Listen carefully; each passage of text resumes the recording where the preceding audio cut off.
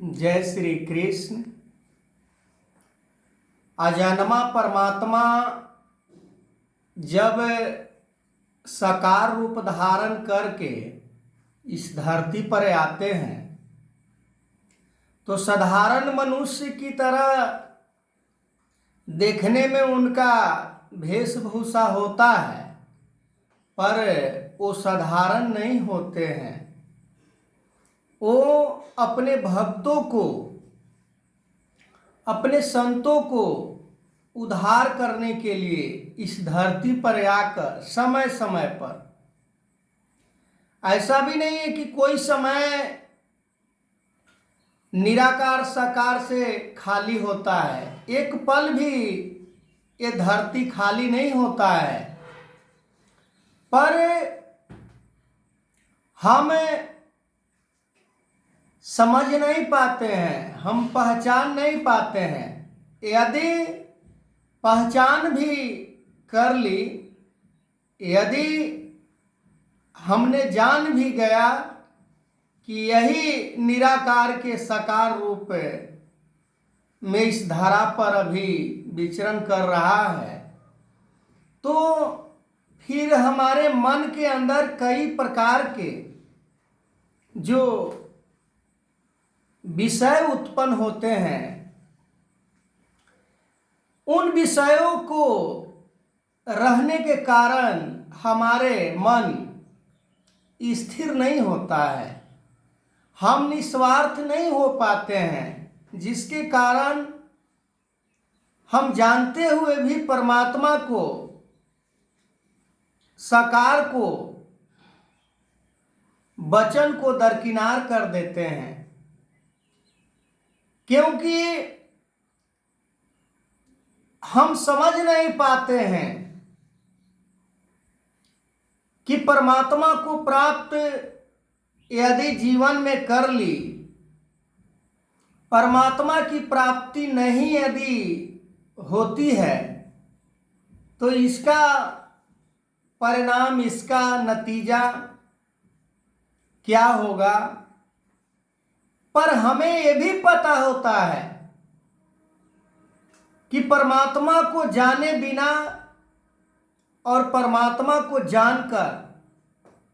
जो दुर्गति होती है इस शरीर का, बार बार कहते हुए हम सभी सुनते हैं कि मानव जन्म 84 लाख योनि से भर्म करके आज सर्वश्रेष्ठ मनुष्य का शरीर धारण किया है। पर धारण किया है तो किस लिए किया है, क्या इसका वजह था, और वही वजह को पूरा करने के लिए, वही काम को सफल बनाने के लिए समय समय पर निराकार से साकार रूप धारण करके इस धरती पर आते हैं और सारे संसार के विषयों से मन को, शरीर को हटाकर एक धर्म के रास्ते पर चलने का प्रेरणा देते हैं, प्रेरित करते हैं, निस्वार्थ होने का तरीका समझाते हैं, समर्पण होने का युक्ति बताते हैं। पर हम इनमें डिफरेंस को समझ नहीं पाते हैं कि निस्वार्थ होने में क्या क्या चीजों को हमें छोड़ना पड़ेगा, समर्पण होने में किन किन चीजों को समर्पण करना पड़ेगा। समय के सतगुरु माता सुदीक्षा सवेंद्र हरदेव सिंह जी महाराज ने भी आज समर्पण होने के उपरांत ही भक्ति समझाई है। बिना समर्पण के भक्ति किसी समय में संभव हुआ ही नहीं, तो आज ये भला बिना समर्पण के कैसे भक्ति संभव हो सकता है। जुगों जुगों से जो प्रकृति का नेचर रहा है, जो प्रकृति का जो सिस्टम रहा है, वो तो अपना बखूबी अपना निभाते हैं, पर हमारे जो परमात्मा ने जो कर्म निर्धारित किए थे कि तुम्हें ये मानव जीवन को व्यर्थ नहीं जाने देना है, इस जीवन से परमात्मा की प्राप्ति तुम्हें करनी है, हमारे अविनाशी स्वरूप को तत्व से जानकर ही तुम्हें इस शरीर से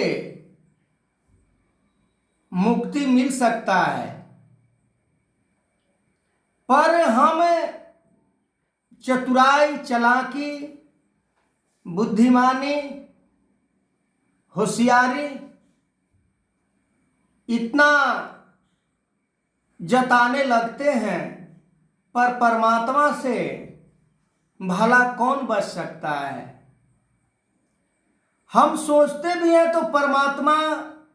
सोचने से पहले ही जानते हैं, और ज़्यादा करके इस संसार में हम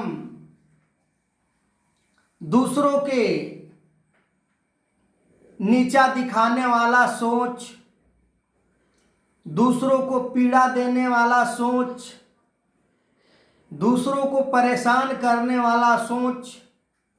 हम कभी ऐसा सोच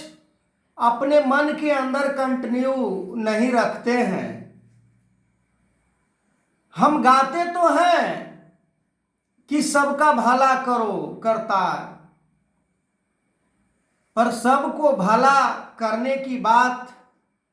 केवल जुबा से की जा रही है। क्रियात्मक हम तब हो सकते हैं जब हमारे अंदर निस्वार्थ भाव प्रवेश कर जाए, हमारे अंदर समर्पण के भाव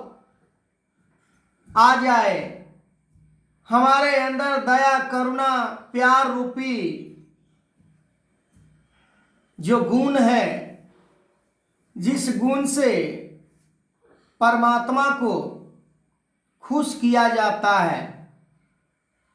दया धर्म का मूल है, पाप मूल्य अभिमान, तुलसी दया न छोड़िए जबले घट में प्राण। कि दया ही धर्म की परिभाषा बताई जाती है धर्म शास्त्रों में, कि दया करने मात्र से, करुणा